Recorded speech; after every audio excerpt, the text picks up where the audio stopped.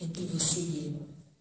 Ele não vai fazer nada para que esse fio seja rompido e fique assim eternamente.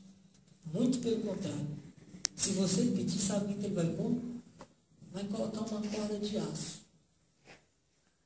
Vai colocar uma corda mais forte, do material mais forte que você pense agora nesse mundo.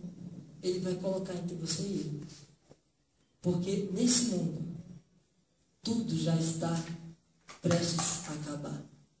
O fio deste mundo já está prestes a ser cortado. Ele está desfiado. Só quem vai restaurá-lo é Jesus. E ele vai vir restaurar o fio deste mundo. Vai colocá-lo em conexão ao céu. Só que juntamente com este fio, ele quer conectar o meu e o seu nesta noite.